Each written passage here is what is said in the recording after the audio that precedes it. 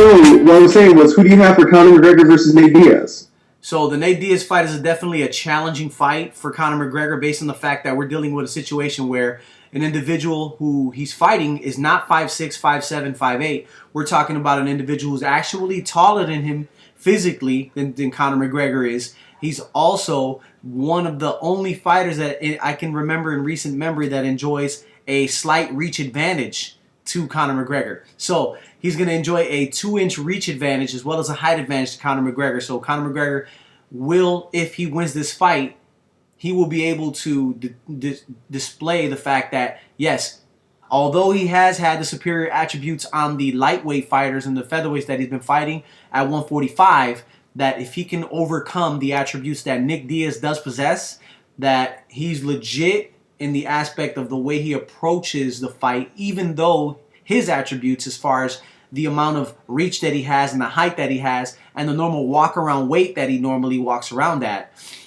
can overcome the attributes that Nick Diaz possesses based on how he employs his strategy and how he uses his physical gifts, his body, his movement, so to speak. So I agree. I apologize. I think it's a great challenge to answer your question for McGregor. I think if we have a fit Nate Diaz, we got a 5-round fight. I don't see Nate Diaz getting put away. I agree with you 100%. It's weird to me that people are, one, saying that Nate's super out of shape because he came out of shape once against Rafael dos Anjos. The Diaz's are known for their cardio. They're known for... That's why Nate being out of shape versus Rafael dos Anjos was so jarring to fans, because we're like, the Diaz brothers come in ready to go 10 rounds. Like, they're not prepared to go 5. They're prepared to go 10. They're yes. prepared to go until you can't keep up anymore. Correct. So the idea that Nate's just going to come in just out of shape and overweight, it's like, yeah, he wants to fight at 170. He's like, I don't want to remove, 20 pounds in a week and a half? That's poor planning for somebody who you're prepared to fight. So he was like, yeah, let's do it at 170. But I agree. I don't see Nate being put away. I think the fight he had with Josh Thompson, when Josh Thompson head kicked him, and I heard that mentioned, I had to go check. But yeah, Nate was never put out. He was never like put away. He was wobbled. Yes. But it was like he was still there. It was just he was hurt. Right. So the idea that Conor's going to one-hit sleep him, like, unless it's a beautiful counter shot, I don't see that happen. Which we know that Conor's capable of accomplishing. It just so happens that he does enjoy. Here's where the attributes come into play as far as the power as opposed to the reach. The power that Conor McGregor possesses, he understands that he does have that slingshot, I like to call it, because it's always coiled and it's ready to fire. The thing about that is that he understands how to utilize his footwork to cover a slight amount of distance, feint and set a trap, bait, and be able to cause his opponent to attack him and counter that attack with that slingshot that he possesses. That slingshot is capable of hurting most of the people in the 155-pound division. Although we haven't seen it, I'm pretty confident he carries that strength to 55 because he was able to demonstrate that at 45 by putting away almost every single 45-pound fighter he fought, except Max Holloway. So what I see, if I can compare that, is going to be a fight that's similar in complexion to the Max Holloway fight. We're going to have a fight where two people are competing all the rounds, and it just so happens that based on the fact that Nate he's a tried and true veteran and he has skills, I don't foresee him getting put away by Conor. If Conor can put him away, that will be a significant feather in his cap. However, I do believe that although people are talking about how Diaz, may not or may come in shape based on the fact that he's at weight or not at weight or whatever the case may be. Listen, this is a guy who trains all the time. And yes, he mentioned in the first press conference to Conor and asked him, well, how many rounds of sparring did you get? So he's not trying to say, hey, I'm making an excuse right now. But what he's saying is, listen, I didn't get a chance to get a full camp. But in my perspective of Nate Diaz, he just came off a spectacular victory over Michael Johnson. He looked phenomenal. His physical shape was fantastic. The skills and the way he employed them was phenomenal. And I think that he will be able to compete with anybody in the 55 division. The only concern is that he doesn't have the punching power to put his fighter away. That is the only concern. When he's doing that, he puts himself in a countering and striking range to Conor McGregor's slingshot. So here we have that dynamic where we have an individual who's a volume puncher versus an individual who does enjoy significant punching power advantage. Someone who does enjoy the ability to put away an individual with one hand and one strike. So that's the dynamic of this fight that makes it interesting. An individual who has the power to put you away versus one that has the ability and the cardio and the will and the skill to be able to volume punch you out of the fight. Yeah, I I can have said it better myself. Like when I see Nate, it's like Nate's not gonna one hit KO you, but when he hits you 50 times, eventually you're gonna start wilting and you're gonna start breaking. What I found interesting about this fight was I saw when I watch the press conferences. I know you always hear, "Oh, Connor's in his head," or "This guy's in this guy's head," Sure. but in this last press conference, if you watch it and watch after it, Connor doesn't look like he's having fun anymore. Yes. Like he looks like he's really getting annoyed with the back and forth. Like he's the better talker for sure. Yes. But it's like Nate's saying some stuff that's getting under his skin, and that's something we've never seen before. And I know we talk about the mental game, and I loved your talk about trash talk. Yes. I watched that again. It was incredible. I appreciate it. Coming from somebody like you who analyzes the game, that's an awesome compliment. Hey, I loved it. I loved it. And I think that that's going to play into this fight with Nate because Nate's going to trash talk during the fight like Connor does. Nate trash talks in a way where he's like, he's goading you on, but he's not doing some of the things that leaves himself open to attack. Yes. Like, even when he's pointing at you and like, haha, I just punched you. Yes. He's extending his hand fully, so he's at range. You still have to come in this distance to hit him. That is correct. He doesn't do the the sides thing like Nick does. Like Nick does that because he's like, my hand speeds fast enough. I'll catch you if you try to hit me. Yeah. But he's like, tries to goad you in. So I see for Connor, it's going to be landing that big hit, trying to put the pressure on Nate. But that's where Nate shines. Nate's the type of fighter where he doesn't actually fight like Nick.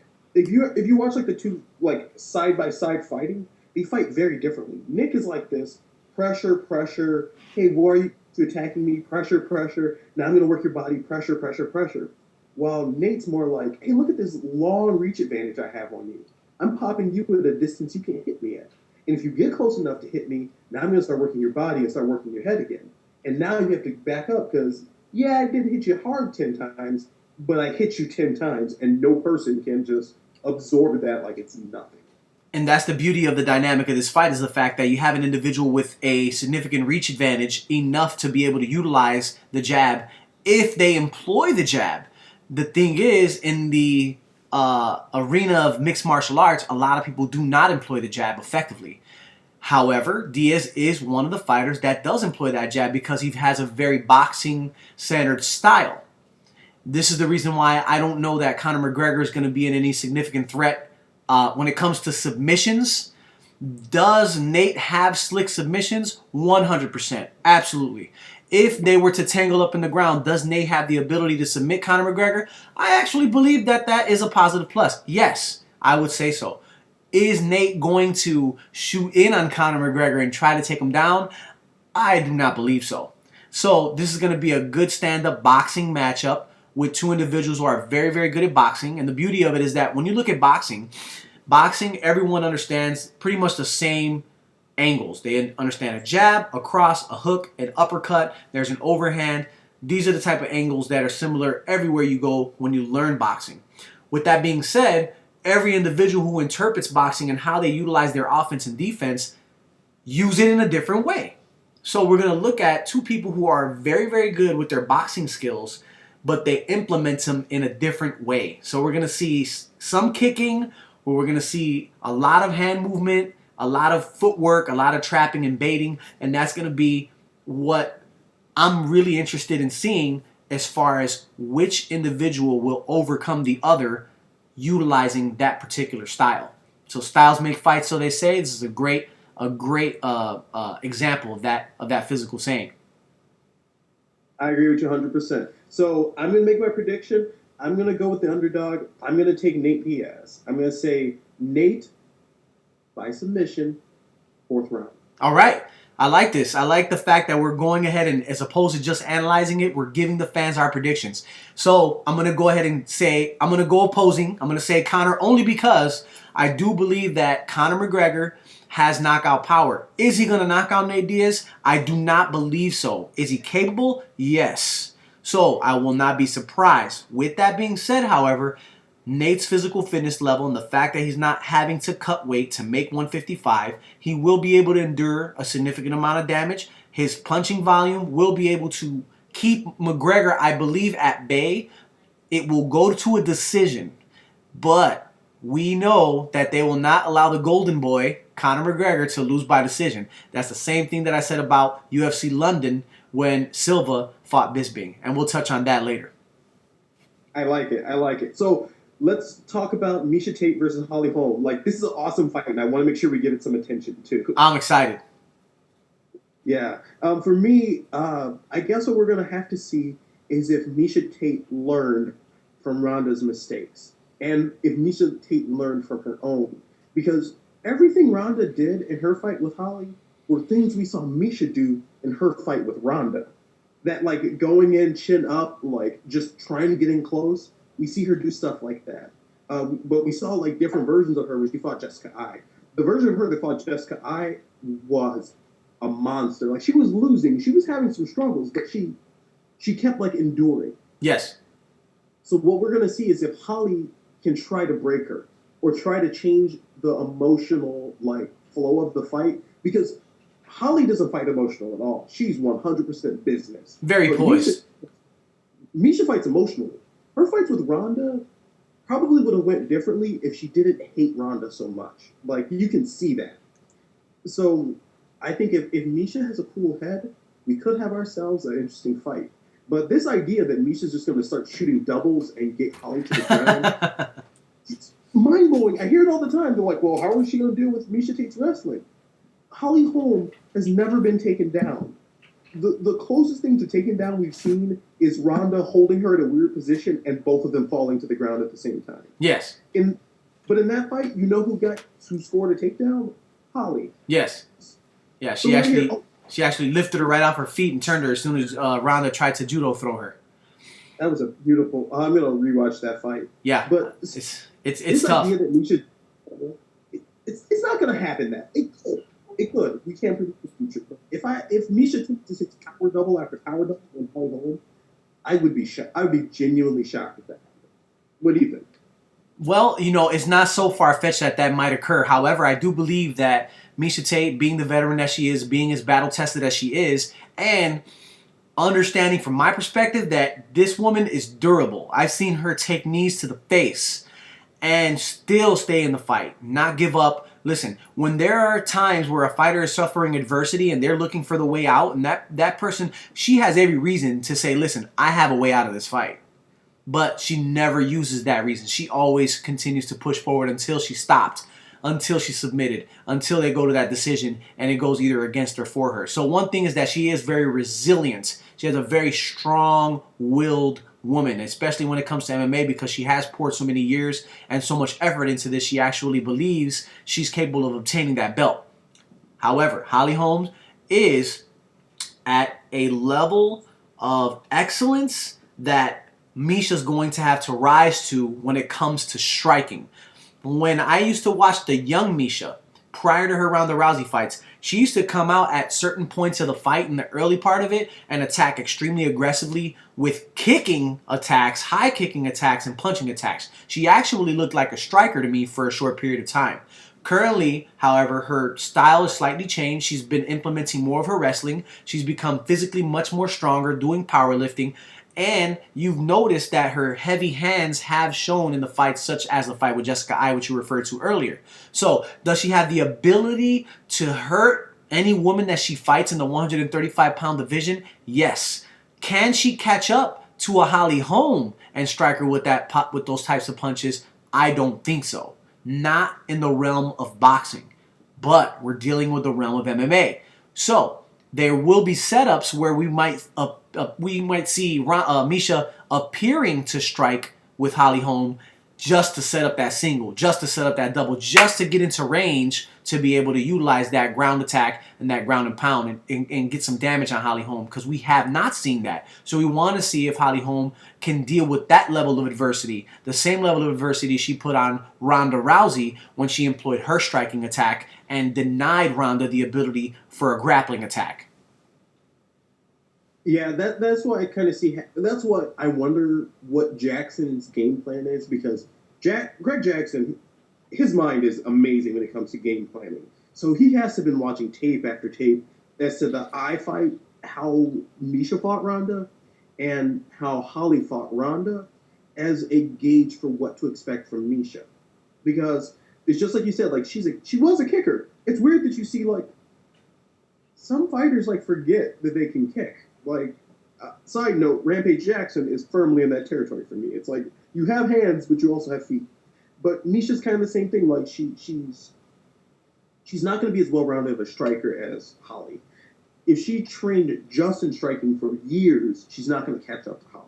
But just like you said, it's can she strike enough to the point that she can try to get Holly to the ground, try to win rounds. I don't see I'm not doing my prediction yet, but I don't see Misha being able to stop Holly. But Misha's the type of person who can win a decision surprisingly easy with the way she fights. Yes.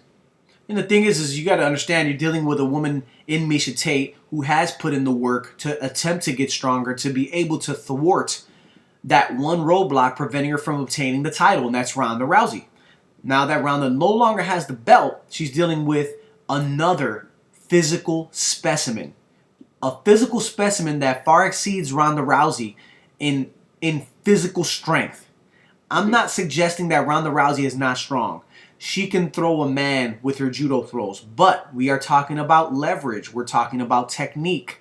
When we're talking about a physical specimen, an athlete, we're looking at a woman in her 30s, Holly Holm, with a neck and shoulders that are insane. Her core strength is insane. Look at her legs, her quads, they are insane. She is extremely developed. Her body is physically built for utilizing her hips, utilizing her legs, utilizing her hands, not only to throw strikes, but to be able to prevent people from actually getting her down to the ground because of the fact that when you look at Coach Wink and Coach Jackson, you know that they have a very sprawl and brawl center style around Holly because they want Holly to be able to utilize her strengths in the striking realm. Does Holly have submissions? I guarantee you 100% she has submissions. Is she going to attempt to use submissions? I don't think so. Does she have the ability to fight off submissions? 100% agree. Because they have a great submission caliber of grapplers at Jackson Winklejohns. That's a given. Of course, she's prepared for ground attacks. I just don't think that it's an attack that she specifically employs. I think she will employ a ground and pound because she has a striker mentality. Oh, that I'm 100% with you on that one. I can't see a world where, like, I can see Holly go if the submission is there. Yes. But Holly strike me as a type that's really looking for it. She's like, "Oh, you left your neck out. I'm going to guillotine it. Oh, you left your arm out. I'm going to try to armbar it."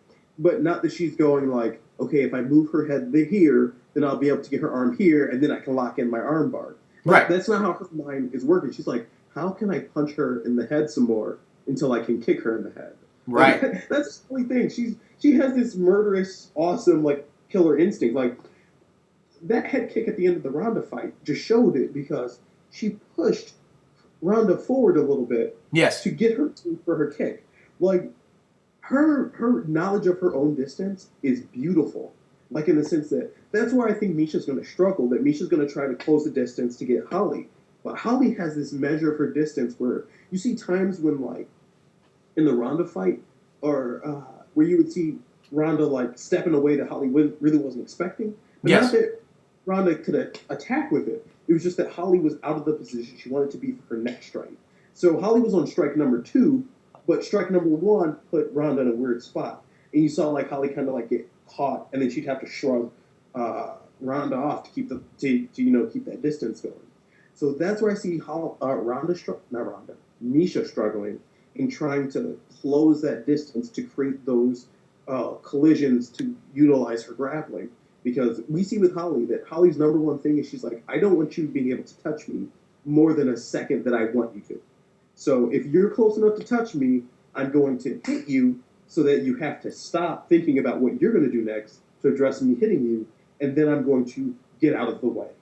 Right. So we might see another chase. I think we might see another chase. And if Misha gets sucked into that mentality, if she doesn't stay as ironclad as she is, she could be in for a bad night. Yeah, these are all great points that you're making, and it's making me realize that we might have to break out the popcorn because we might be looking at some two decisions, the co and the main event. And those will be amazing decisions because, like, everyone looks at a decision as, oh, this is going to be a boring fight. But some of the most amazing fights you'll see, Rory McDonald versus Robbie Lawler 1, Hendricks versus Lawler 2. Like, going to a decision doesn't mean it's a boring fight. Yes. Going to a decision, these two gave everything. Like, we're gonna see four fighters at a minimum Saturday night rise to levels that they didn't know they had in them. Yes. Like, Misha's gonna have to just go to this level where she can make Holly just respect her. Because it's not that she needs to be overpowering. She needs to get Holly to respect her enough that Holly changes her game plans in little ways that give Misha openings to act. And that's exactly what I think we'll see with Nate and Connor, that Nate is going to have to make Connor respect the fact that volume punching might not be as flashy as a pop knockout as that, left crushing left hand. Yes. But if you address it, it's going to get worse and worse as the fight wears on. Yeah, because he just continues to build. He just continues to build. So I could see that occurring. I could see that occurring with Holly Holm. The thing is that I can also see the potential for Miesha Tate surprising everybody and submitting Holly Holm. I could also see the surprise where Miesha Tate's takedown attempts actually are effective against Holly Holm because hers are not in the form of a Greco-Roman style upper body clinch to obtain the throw. She actually shoots. So I will not be surprised if we find Holly on her butt for a short period of time. I don't know how long Miesha Tate can control her, but if she can control her, I will not be surprised if she's attempting, for the very least, attempting submissions on Holly Holm. But Holly Holm being that physical specimen that she is, top of the line, I think she has the ability to strength out, ironically, not so much so focus specifically on how to technically escape a technique, but strength out of a lot of techniques that Miesha Tate has, unless that technique is just deep and sunk in and gets her back and grabs a rear naked choke or something of that nature. Other than that, I don't see Miesha Tate being able to stop Holly Holm on the ground or on the stand-up. Yeah, I think if we're looking at predictions, I have to give this one to Holly Holm. The Holly Holm I saw fight Ronda Rousey, and we can say whatever we want about Ronda Rousey's mentality at the time. Sure. But we saw Holly do things that we saw what was it, Marion Reneau she fought before that? Yes. Where the moment Holly realized she was better, you just saw murder being unleashed, but it was still very contained. It wasn't like, oh, let me just destroy you now because I know I can. It was like, let me just beat on you until the fight's over. So we see that Holly still has that killer in her. She released it on Ronda. So what we'll really see is if she's going to be that same murderer or if she's going to be reserved to make sure that she doesn't leave herself open. But either way, I have to give this fight to Holly. Probably by some sort of knockout, I would say. All right, so we could be predicting that potential stoppage of Miesha Tate. I don't remember the last time Miesha Tate was stopped via strikes, submissions, yes. So I will go ahead and stick with the first portion of my analyzation of the fight, and that's going to be that decision. And Miesha Tate's going to end up heartbroken with that. And we're going to probably afterwards hear Miesha Tate, spilling her heart out and talking about whether or not she wants to continue to do this sport. Yeah, and I think for Miesha Tate, if Bellator opens up a 135 division, she should be all over that. Free agents. Because the worst thing you can be is like the number 2 in UFC. Yeah. Because it's like, you're good enough to... that's a conversation we had last time. Yeah, she's a perennial contender.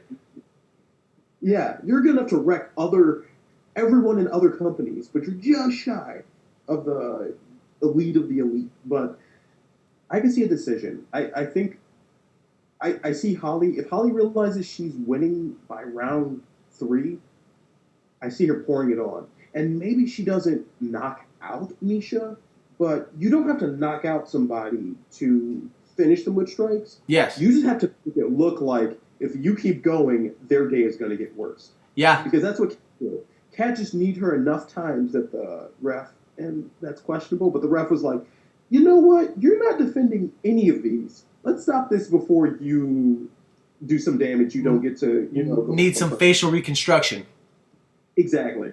Yeah. So you're going with the decision. I'm going with the TKO KO. Nice. Oh man, that'll be exciting.